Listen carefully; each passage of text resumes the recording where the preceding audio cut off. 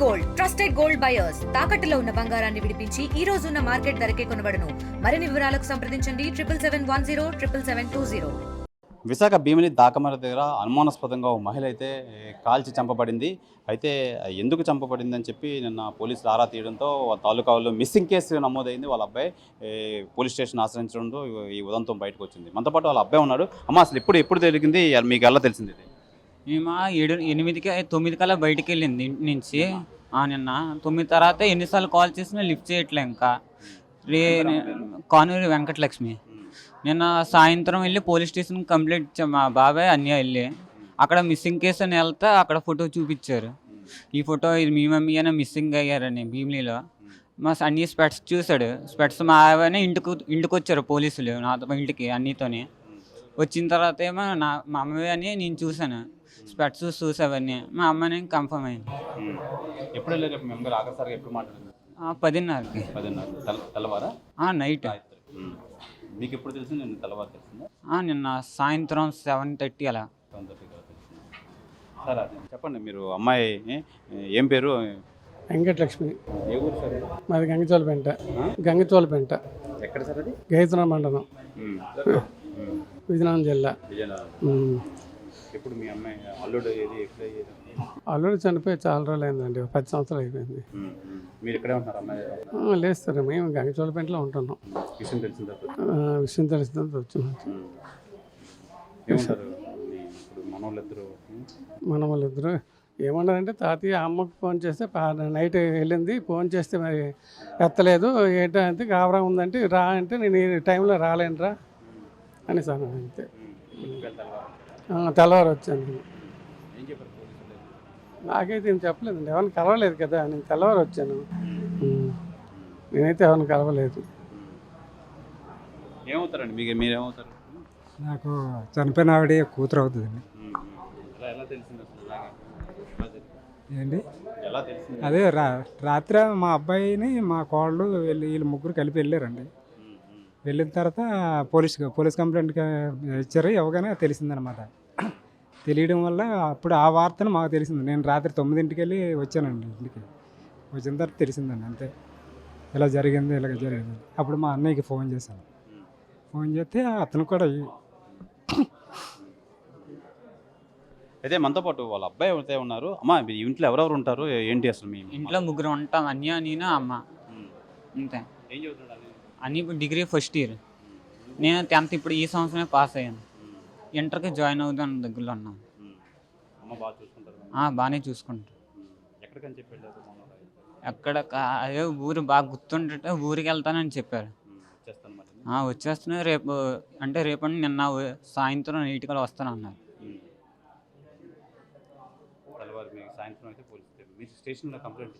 మేము వెళ్ళి స్టేషన్ దగ్గర కంప్లైంట్ ఇచ్చాం, మిస్సింగ్ కేసు అని. అలా ఫోటో చూపించారు, అన్నీ గుర్తుపెట్టాడు. నాకు చూపిస్తే మా అమ్మని క్లారిఫై అయిపోయింది. అమ్మ స్పెట్స్, చెప్పులు, పట్టీలు అంతే.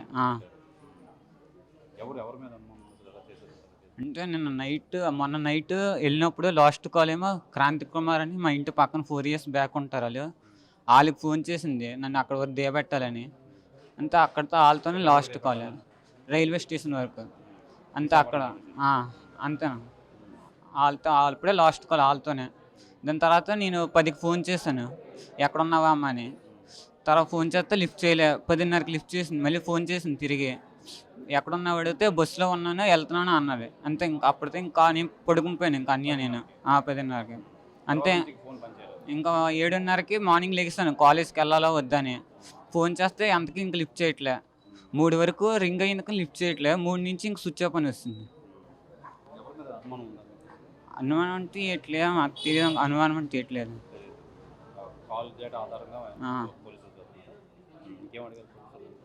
ఇంకేట అడగలేదు, ఒకటే అడిగారు అంతే. ఎలా లాస్ట్ ఏట్ అయింది ఇవన్నీ అంతే, సేమ్ ఇవి అడిగారు.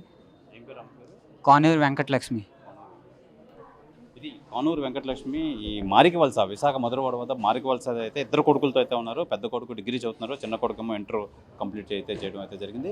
అయితే మొన్న రాత్రి అయితే 10:30కి ఈ వేరే ఊరు వెళ్తున్నానని చెప్పడంతో వెళ్ళారంటే రేపు తెల్లవారు వస్తానని చెప్పి అప్పటి నుంచి తన ఫోన్ అయితే రింగ్ అవుతుంది కానీ ఫోన్ ఎత్తట్లేదు. అయితే మేము మిస్సింగ్ కేసు అయితే పెట్టాం. మిస్సింగ్ కేసు పెట్టడం అలాగే ఈ భీమిలి దాకమర్రి అయితే మహిళ హత్య ఉదంతం బర్న్ అయిపోయి ఉండడంతో గుర్తుపట్టలేని పరిస్థితిలో అయితే ఈ మిస్సింగ్ కేసు ఆధారంగా పోలీసు వాళ్ళు వాళ్ళిద్దరు పిల్లల్ని తీసుకెళ్ళి చూపించడం అయితే జరిగింది. అయితే ఎవరైతే వెంకటలక్ష్మి ఎవరైతే ఉన్నారో కలద్దాలో పట్టీలు దాన్ని బట్టి అయితే వాళ్ళ కొడుకులు అయితే ఐడెంటిఫై అయితే చేయడం అయితే జరిగింది. అయితే ప్రస్తుతం ఇప్పుడు కేజీహెచ్ మార్చరీ శవపంచనామా అయితే జరుగుతుంది. దీని ఫర్దర్ ఇన్వెస్టిగేషన్ అవుతుంది.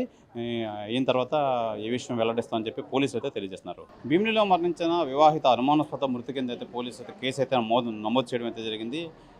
అయితే మనతో పాటు భీమిలి సిఐ తిరుమలరావు గారు ఉన్నారు. సార్ ఏం జరిగింది, ఎలాంటి ఇంట్రాగేషన్ అయితే అవుతుంది? అదేనండి, ఈ లేడీ నేను మీకు ఈ విషయం తెలిసింది కదా, ఈవిడొక లేఅవుట్లో అనుమానాస్పద దానిపైన దర్యాప్తు చేస్తున్నాము. ఎవరైతే ఈవిడతో సన్నిహితంగా ఉంటున్నారు అనేటువంటి కోణంలో ఈ హత్య ఎలా జరగడానికి రీజన్ ఏంటనేటువంటిది ఎవరు కారకులు అనేటువంటి దానిలో అటువంటి వారిని అందరినీ కూడా విచారిస్తున్నాము. విచారించి వాళ్ళందరూ ఎవరైతే దీనికి కారకులు వాళ్ళ మీద తగిన చర్యలు తీసుకుంటాం. అది మనకి చెప్పలేము. ఆధారాలు ఏమైనా దొరికాయి? అదే అనుమానం ఎవరైతే ఉందో వాళ్ళకి దగ్గరికి ఈవిడతో ఎవరైతే క్లోజ్గా ఉంటున్నారో ఆ రకమైనటువంటి సంబంధం దగ్గర ఉన్న వాళ్ళందరినీ కూడా విచారిస్తున్నాం. ఉత్తరాల పేరు కానూరి వెంకటలక్ష్మి. సార్ ఇది మీకు ఎటువంటి సమాచారం రావడంతో మీరు స్పాట్కి వెళ్ళడం జరిగింది? అదే అక్కడ ఉన్నటువంటి లోకల్స్ చూసి మనకు సమాచారం ఇచ్చిన దాని మీద ఇనిషియల్ మిస్సింగ్ కాదు, మర్డర్ కేసు విశేషం. వీళ్ళందరినీ ఆటోమేటిక్గా ఆవిడ ఐడెంటిటీ తర్వాత తెలిసింది మనకి. ఈవిడ అన్నీ మనం సోషల్ మీడియాలో అన్నింటిలో పెట్టాము. సో అక్కడ ఉన్నటువంటి ఈవిడ వాడే కలద్దాలు, డ్రెస్సు, ఈవిడ వేసుకున్న చెప్పులు, బిలాంగింగ్స్ అన్నిటినీ కూడా మనము వెళ్ళడం వల్ల ఈ మిస్సింగ్ అయినటువంటి వీళ్ళ మదర్ రాకపోవడం, ఇంటికి వీళ్ళు పోలీస్ స్టేషన్కి రావడం, ఇవి చూసి వచ్చిన తర్వాత మనకి చెప్పడం, ఇవన్నీ వాళ్ళకి చూపిస్తే వాళ్ళు వాళ్ళ మదర్గా పిల్లలు వాళ్ళ ముందుగా ఐడెంటిఫై చేశారు వాళ్ళ అమ్మగారిని. దానిపైన మనం అదే ఆ వేలో అనుమానితులను మనం అందరిని విచారిస్తున్నామండి. ఎవరైతే ఉంటారో వాళ్ళ మీద యాక్షన్ తీసుకుంటాం. తొందరలోనే మీకు ఏదైనా క్లూ ఉంటే మీకు చెప్తాం. ఇది ప్రధానంగా అయితే ఎవరైతే మీద అయితే అనుమానం ఉన్నారో అనుమానితులను అందరినీ అయితే అది విచారిస్తున్నాము. అయితే ఈ కాల్ డేటా ఏదైతే ఉందో ఆవిడ ఆఖరిసారిగా ఎవరు మాట్లాడారు లేదంటే కుటుంబ సభ్యులు విచారించి ఎవరి మీద అయితే అనుమానం ఉందో వాళ్ళందరినీ అదుపులో తీసుకుని విచారిస్తున్నాం. పూర్తి వివరాలు అయితే మొత్తం ఇంట్రాగేషన్ పూర్తయ్యి కొలికి వచ్చిన తర్వాత అయితే మేము తెలియజేస్తామని చెప్పి భీమిలి సిఐ తిరుమలరావు అయితే తెలియజేస్తున్నారు. కెమెరామెన్ మూర్తితో శివరామకృష్ణ టీవీ, విశాఖ కేజీహెచ్ ఆసుపత్రి నుంచి. మరిన్ని వీడియోస్ కోసం ఛానల్ ని సబ్స్క్రైబ్ చేయండి. లేటెస్ట్ అప్డేట్స్ కోసం వాట్సాప్ ఛానల్ ని ఫాలో అవ్వండి. ఆ లింక్ డిస్క్రిప్షన్ లో ఉంది.